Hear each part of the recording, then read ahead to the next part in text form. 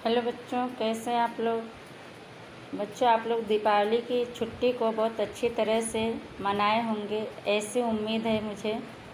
बच्चों, आज हम लोग सेमेस्टर 2 सामाजिक विज्ञान का पाठ 10 पृथ्वी की आंतरिक संरचना और भूमि स्वरूप के बारे में पढ़ेंगे।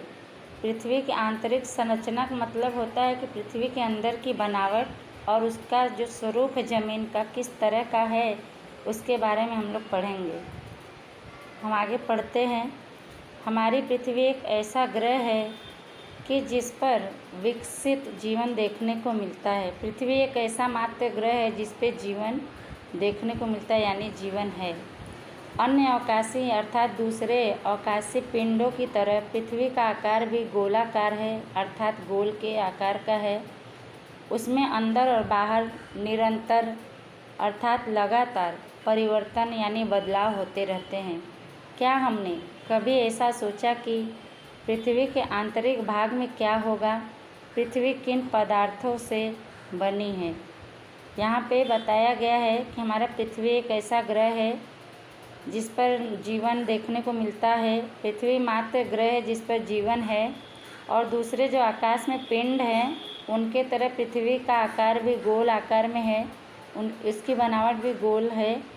उसमें अंदर और बाहर लगातार बदलाव होते रहते हैं। लेकिन क्या अभी हमने कभी सोचा कि पृथ्वी के अंदर के भाग में क्या होगा और पृथ्वी किस तरह किन पदार्थों से मिलकर बनी है? इसके बारे में यहाँ पर दिया गया है, हम लोग पढ़ेंगे और जानेंगे।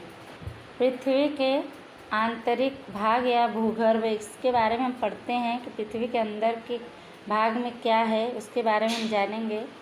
पृथ्वी प्याज की तरह एक के ऊपर एक व्यवस्थित अनेक स्तरों से बनी है। पृथ्वी की सतह के सबसे ऊपरी स्तर को भूकवच कहते हैं। यह सबसे पतला स्तर होता है। यह भूमि खंड पर लगभग 35 किलोमीटर तक होता है। भूमि खंड की सतह विशेष करके अर्थात खास करके सिलिका और एल्यूमिना जैसे खनिजों से बना है, इसलिए उसे सियाल यानी सी का मतलब होता है सिलिका तथा एल का मतलब एल्यूमिना कहा जाता है। महासागर का कवच मुख्य रूप से सिलिका और मैग्नीशियम से बना है, इसलिए उसे सीमा अर्थात सिलिका तथा मां यानी मैग्नीशियम कहा जाता है। पृथ्वी के आंतरिक भाग के बारे में बताया गया है कि हमारी पृथ्वी प्याज की तरह एक के ऊपर एक व्यवस्थित अनेक स्तरों यानी परतों से बनी है। पृथ्वी की सतह के सबसे ऊपरी स्तर को यानी परत को भूमि कवच कहते हैं। पृथ्वी के अंदर के बनावट के बारे में यहाँ बताया गया है कि पृथ्वी प्याज की तरह एक के ऊपर एक व्यवस्थित अनेक स्तरों अर्थात परतों से बनी है। पृथ्वी की सतह के सबसे ऊपरी स्तर को भूकवच कहते हैं। यह सबसे पतला स्तर यानी परत होता है।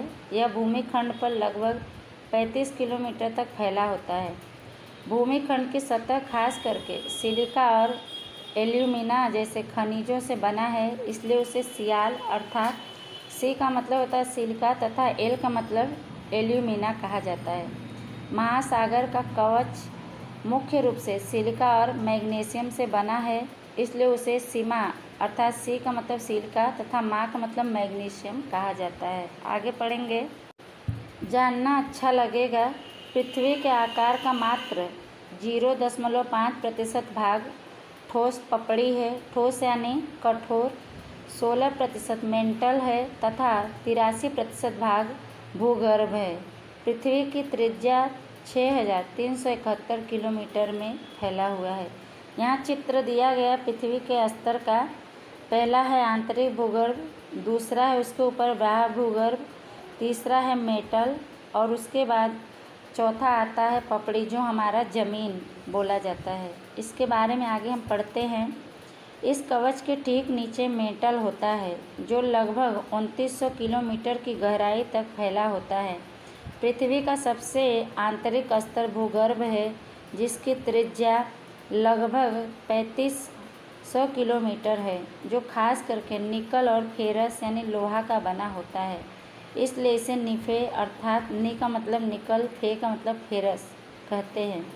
केंद्रीय भूगर्भ में तापमान, दबाव और पदार्थों का घनत्व यानी घना खूब अधिक होता है।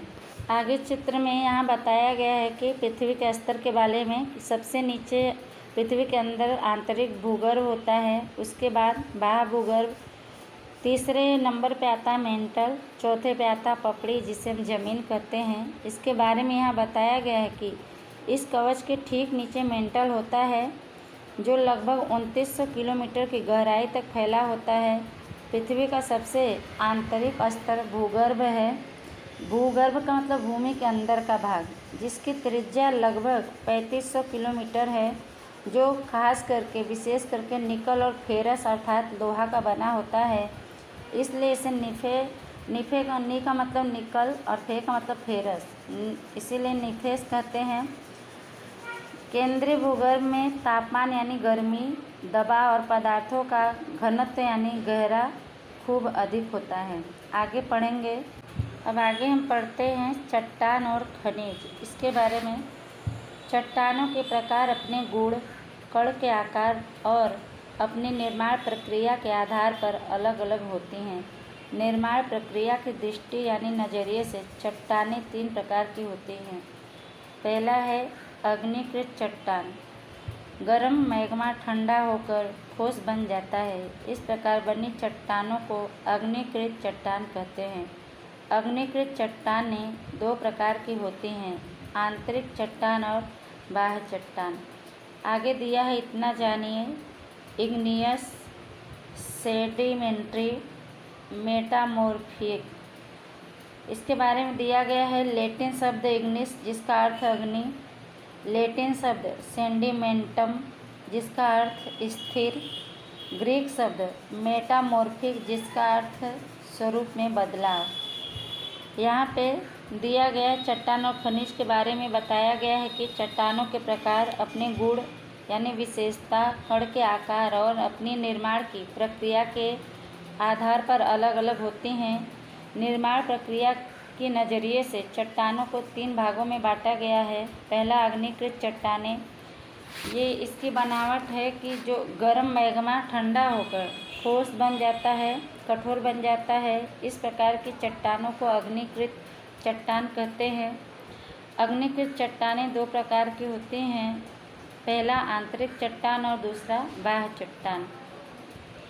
इसके बारे में हम आगे पढ़ते हैं। क्या आप ज्वालामुखी से निकलने वाले लावा की कल्पना कर सकते हैं? वास्तव में आग की तरह एकदम लाल तरल मैग्मा ही लावा है जो पृथ्वी के आंतरिक भाग में से निकलकर धरातल पर फैल जाता है। यहाँ कह रहे हैं कि क्या आप ज्वालामुखी से निकलने वाले लावा की कल्पना कर सकते हैं यानी उसके बारे में सोच सकते हैं। तो वास्तव में यानी सच में आग की तरह एकदम लाल तरल का मतलब होता है जो हल्का गीला हो, ऐसी मैग्मा ही लावा है जो पृथ्वी के आंतरिक यानी अंदर भाग में से निकलकर धरती पर फैल जाता है। आगे पढ़ते हैं इसके बारे में। जब तरल लावा धरातल पर आता है तब तेज़ी से ठंडा होकर जम जाता है। भूकवच पर दिखाई देने वाली चट्टानों को बाह्य अग्निकृत चट्टान कहते हैं। उसकी संरचना यानी बनावट खूब छोटी दानेदार होती है, जैसे कि बेसाल्ट। तरल मैग्मा कभी कभी भूकवच के अंदर गहराई में ही ठंडा हो जाता है। इस तरह बनी ठोस चट्टानों को आंतरिक अग्निकृत चट्टान कहते हैं।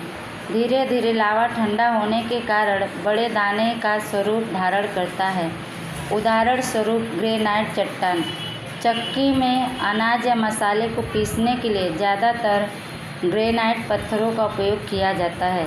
अग्निकृत चट्टान के बारे में बताया गया है कि जब तरल लावा धरती पर आता है तो वो बहुत तेज़ी से ठंडा होकर जम जाता है और भूकवच पर दिखाई देने वाली चट्टानों को बाह्य या अग्निकृत चट्टान कहते हैं।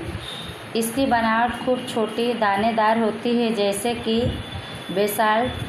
तरल मैग्मा कभी कभी भूकवच के अंदर गहराई में ही ठंडा हो जाता है।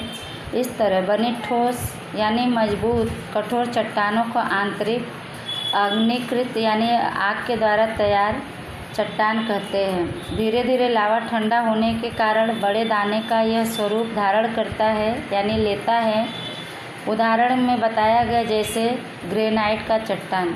चक्की में अनाज या मसाले को पीसने के लिए ज़्यादा करके ग्रेनाइट पत्थरों का ही प्रयोग किया जाता है। आगे हम पढ़ेंगे अवसादी या परतदार चट्टान। इसके बारे में पढ़ते हैं। चट्टानें घिसकर टकराकर छोटे छोटे कणों में बदल जाती है। यह अवसाद या मलबा पवन, हवा, पानी आदि के द्वारा एक स्थान से दूसरे स्थान पहुंचता है और एकत्रीकरण होता है। एकत्रीकरण का मतलब होता है एक स्थान पर एकत्रित होना।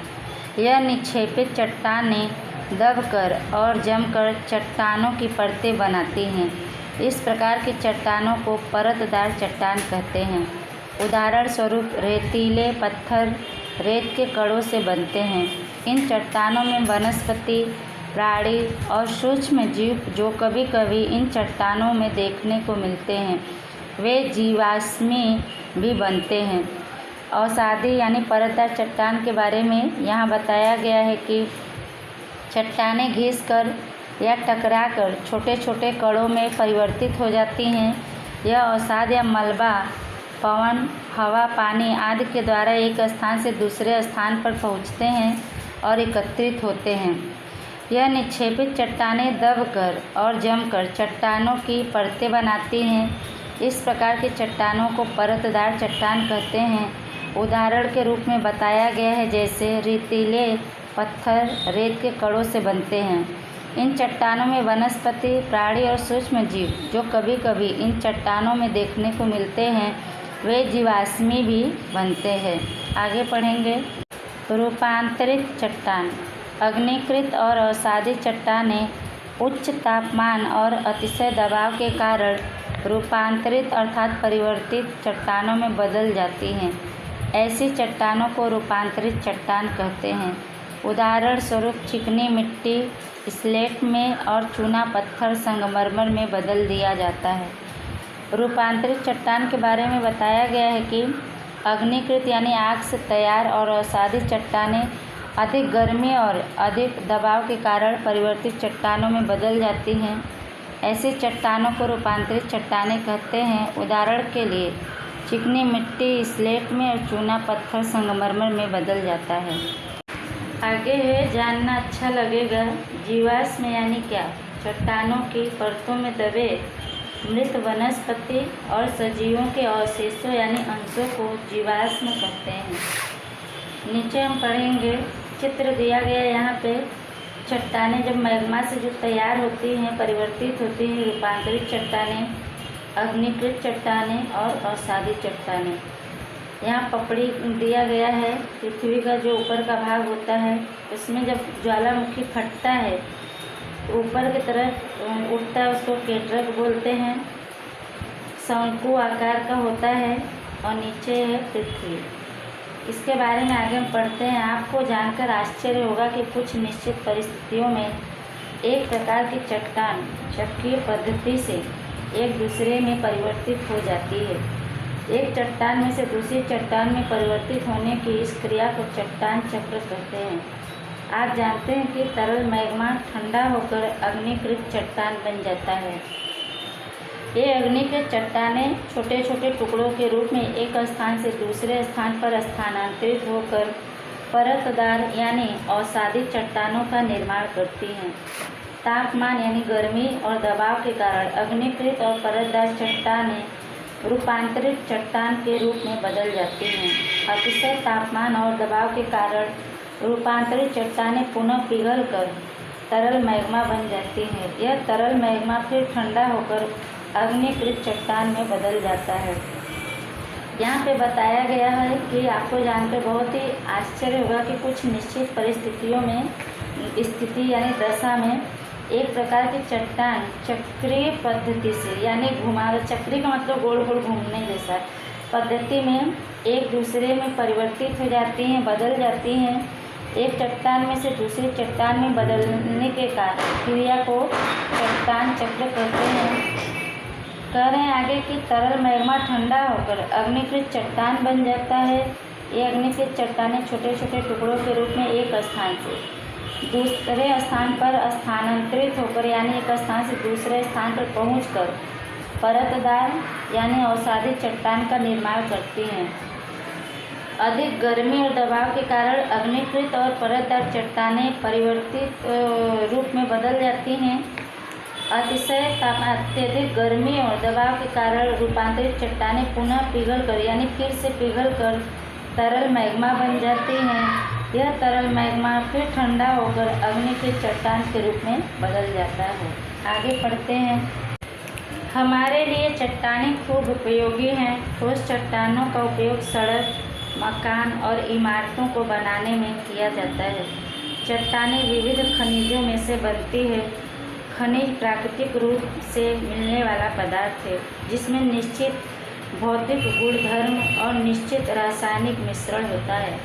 खनिज मानव के लिए खूब उपयोगी है। कुछ का उपयोग ईंधन के रूप में होता है जैसे कि कोयला, प्राकृतिक गैस, खनिज तेल और पेट्रोलियम। उनका उपयोग विविध यानी अलग अलग उद्योगों और औषधि यानी दवाई बनाने में भी होता है जैसे कि लोहा, एल्यूमीनियम, सोना, यूरेनियम आदि।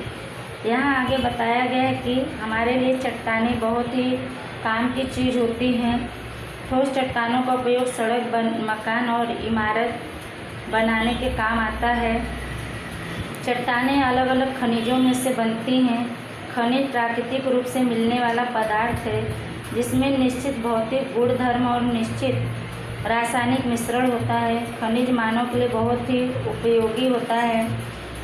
कुछ का उपयोग ईंधन के रूप में होता है जैसे कि कोयला, प्राकृतिक गैस, खनिज तेल और पेट्रोलियम। और कुछ अलग अलग उद्योगों और दवाई बनाने में भी होता है जैसे कि लोहा, एल्यूमीनियम, सोना, यूरेनियम आदि। आगे है भूमि स्वरूपों का निर्माण अर्थात भूमि का आकार कैसे बना उसके बारे में पढ़ते हैं। मृदावरण अनेक भूतत्ति में विभाजित है। विभाजित मतलब बटा हुआ है जिसे मृदावरणीय भूतत्ति यानी प्लेट कहते हैं।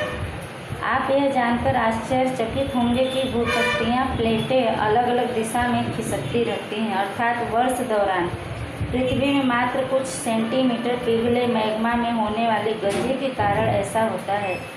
पृथ्वी के गर्भ में पिघला मैग्मा वृत्ताकार रूप में घूमता रहता है। यहाँ बताया गया है कि मृदावरण अनेक भूतत्ति में बटा हुआ है जिसे मृदावरणीय भूतत्ति यानी प्लेट कहते हैं।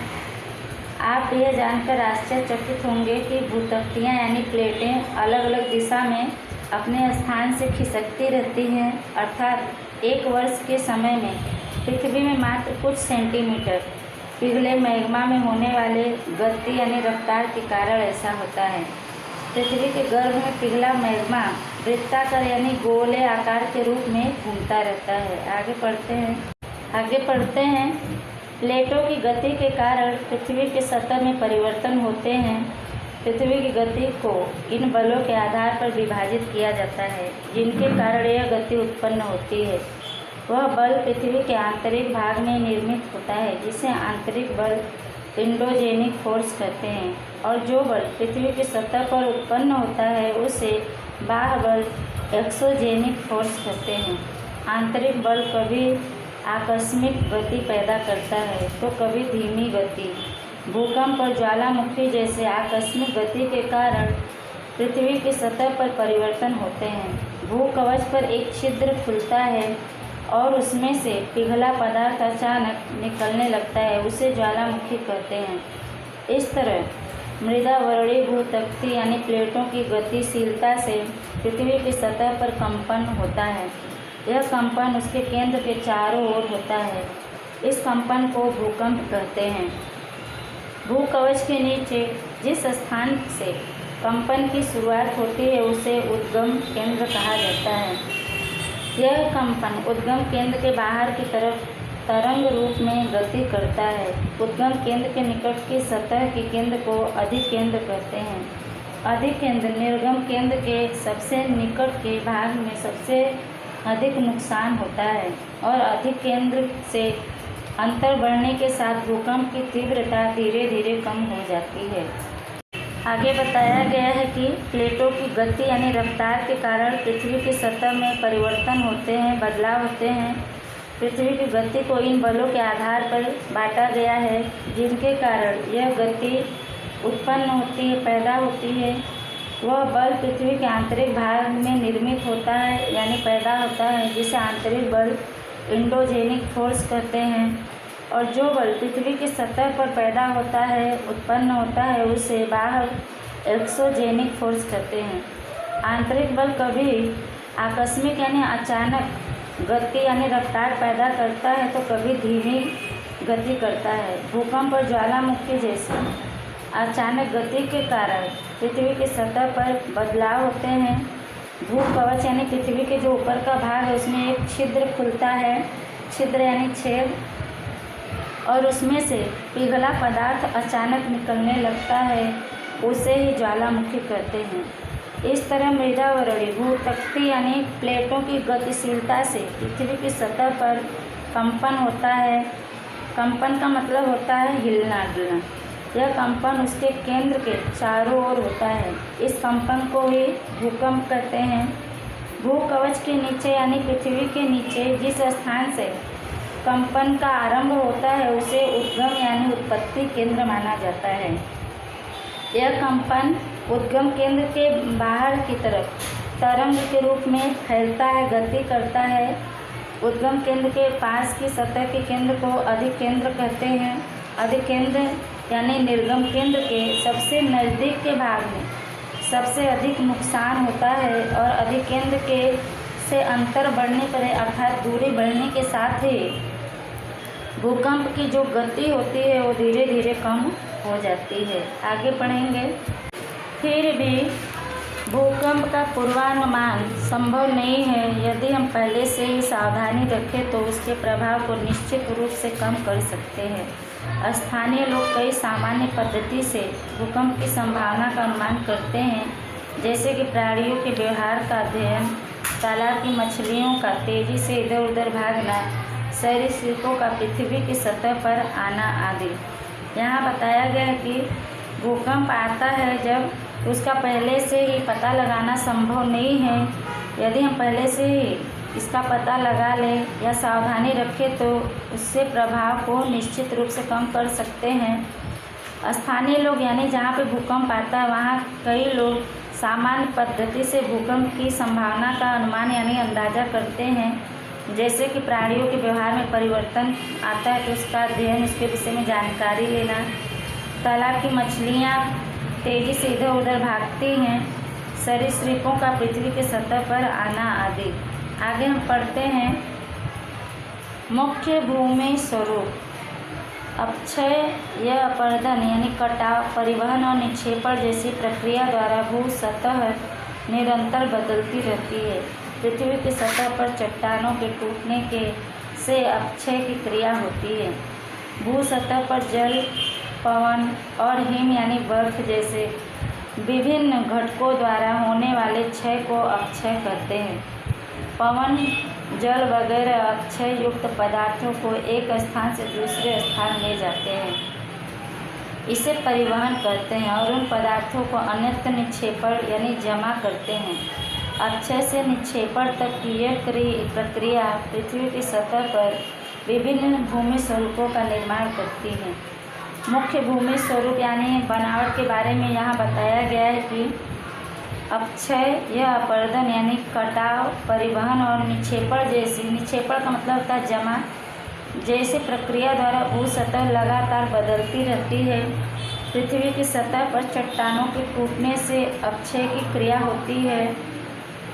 भू सतह पर जल, पवन यानी हवा और हिम यानी बर्फ जैसे अलग अलग घटकों के द्वारा होने वाले क्षय को अपक्षय कहते हैं। पवन, पानी आदि अपक्षय युक्त पदार्थों को एक स्थान से दूसरे स्थान ले जाते हैं, इसे परिवहन करते हैं और उन पदार्थों को दूसरे निक्षेपण यानी जमा करते हैं।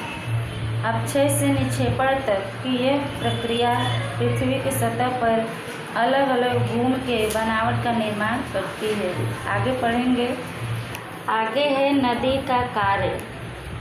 नदी के पानी से जमीन का अपक्षय यानी टूट फूट होता है।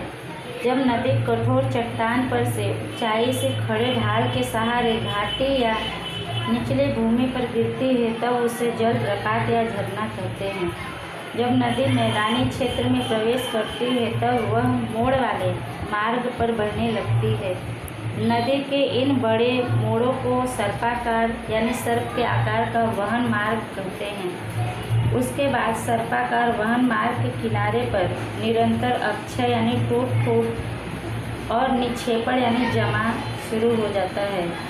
सर्पाकार मोड़ धीरे धीरे अत्यंत नज़दीक आ जाते हैं, जिससे वे लगभग घोड़े की नाल के आकार के या वृत्ताकार यानी गोल दिखाई देते हैं।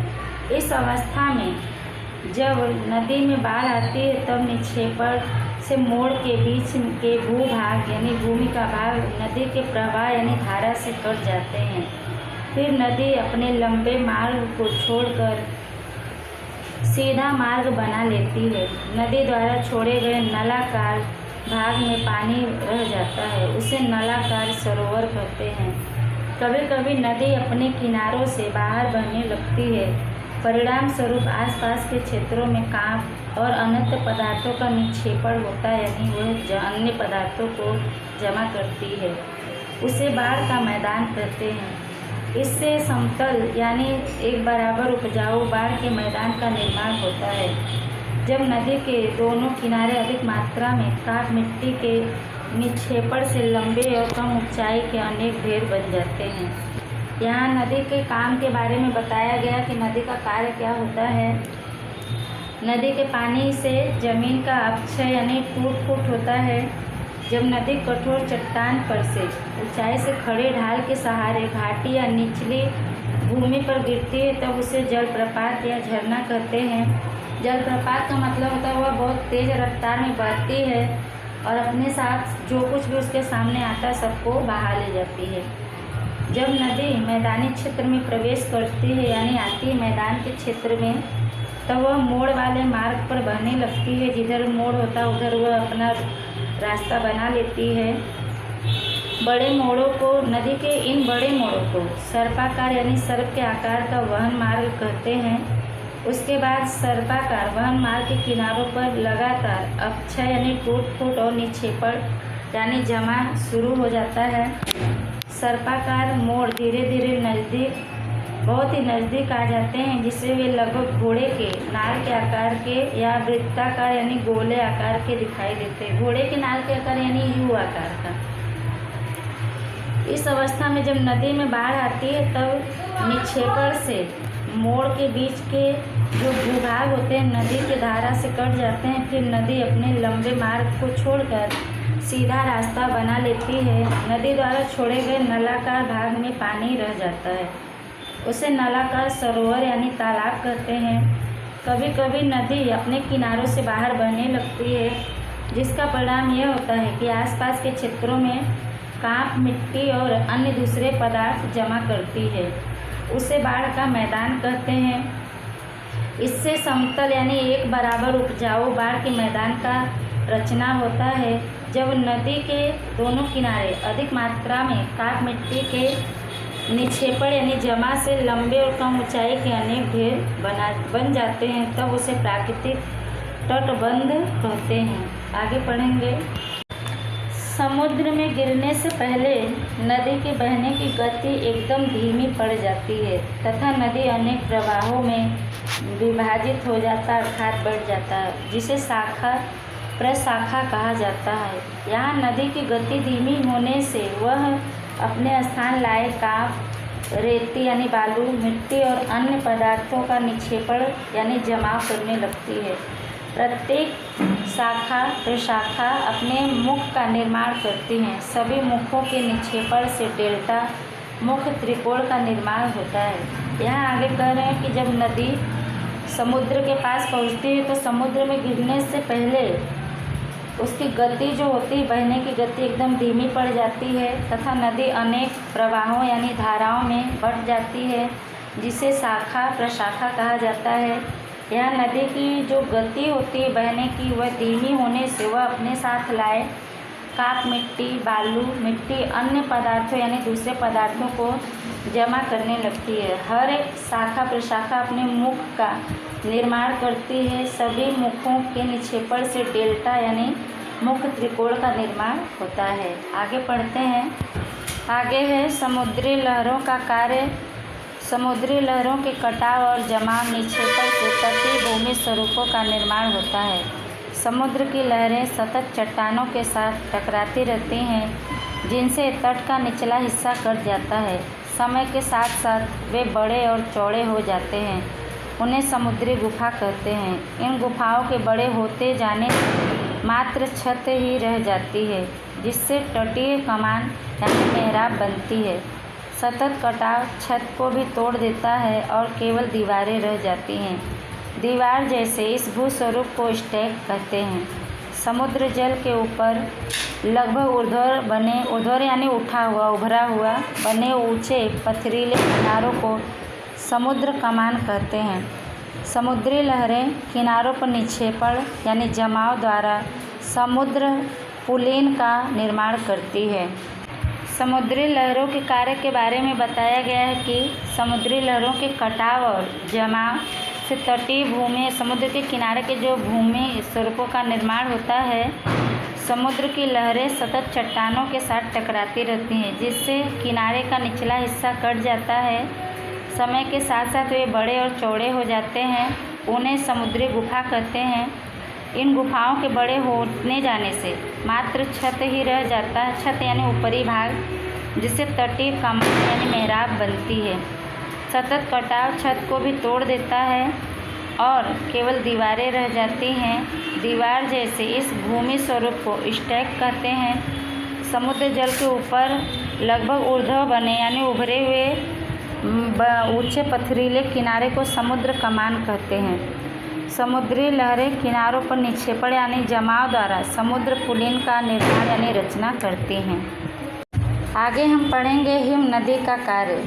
हिम नदी हिमाच्छादित यानी बर्फ से ढके हुए पर्वतीय क्षेत्रों में बर्फ की नदी बनती है। हिम नदियाँ नीचे की कठोर चट्टानों से गोलाश्म मिट्टी और पत्थरों का कटाव करके विशिष्ट यानी खास या गोलाश्म भूदृश्य यानी भूमि के दृश्य का निर्माण करती हैं। हिम नदी कटाव द्वारा यू आकार की घाटी का निर्माण करती है। हिम नदी के पिघलने पर पर्वतीय क्षेत्रों में स्थित खोह यानी कंदरा में पानी भरने से सरोवर यानी टार्न का निर्माण होता है। हिम नदी द्वारा लाए पदार्थ जैसे कि छोटे बड़े पत्थर, रेती और कंकड़ निक्षेपित जमा होने से उसके प्रभाव के बीच टीले सदृश ड्रमलिन भूमि स्वरूप की रचना होती है। हिम नदी के काम के बारे में यहाँ बताया गया है कि हिम नदी बर्फ़ों से ढकी पर्वतीय क्षेत्रों में बर्फ़ की नदी बनती है। हिम नदियाँ नीचे की कठोर चट्टानों से गोलाश्म मिट्टी और पत्थरों का कटाव करके खास या गोलाश्म भू दृश्य का निर्माण करती है यानी भूमि की बनावट का निर्माण करती हैं। हिम नदी कटाव द्वारा यू आकार की घाटी का निर्माण करती हैं। हिम नदी के पिघलने पर पर्वतीय क्षेत्रों में स्थित खोह यानी जिसे कंदरा भी कहते हैं उसमें पानी भरने से सरोवर अर्थात तालाब का निर्माण होता है। हिम नदी द्वारा लाए पदार्थ जैसे कि छोटे बड़े पत्थर, रेती यानी बालू और कंकड़ निक्षेपित जमा होने से उसके प्रवाह यानी धारा के बीच टीले यानी ऊंचे आकार का टीले सदृश यानी दिखाई देने वाला ड्रमलिन भूमि स्वरूप यानी भूमि के आकार का निर्माण होती है। आगे हम पढ़ते हैं। आगे है पवन का कार्य यानी हवा का क्या काम होता है उसके बारे में हम पढ़ेंगे। रेगिस्तान में पवन या अपर्दन यानी टूट फूट और निक्षेपण यानी जमाव का मुख्य परिबल है कारण है। पवन चट्टानों के ऊपरी भाग की तुलना में निचले भाग को सरलता यानी आसानी से घिसता है। अतः ऐसी चट्टानों का आधार पतला और शीर्ष यानी ऊपर का भाग मोटा होता जाता है। रेगिस्तान में छत्रक यानी छाते के आकार की चट्टानें देखने को मिलती हैं, जिसे सामान्य रूप से छत्रक शिला यानी पत्थर कहा जाता है। ऐसे भूमि स्वरूप को छत्रक शिला कहते हैं। ऐसे भूमि के आकार को छत्रक पत्थर कहते हैं। पवन गति से अपने साथ रेत यानी बालू को एक स्थान से दूसरे स्थान पहुंचाता है। जब पवन की गति मंद पड़ती है अर्थात धीमी पड़ती है तो वह रेत यानी बालू ज़मीन पर गिरकर छोटे टीले बनाती है। उसे बालुका स्तूप या बारखन कहते हैं। राजस्थान के रेगिस्तान में इस प्रकार के बालुका स्तूप देखने को मिलते हैं। जब मिट्टी के कण यानी धूल विशाल विस्तार में यानी बहुत बड़े स्वरूप में विस्तार में फैलाव में निक्षेपित यानी जमा हो जाते हैं तो उसे लोयस कहते हैं।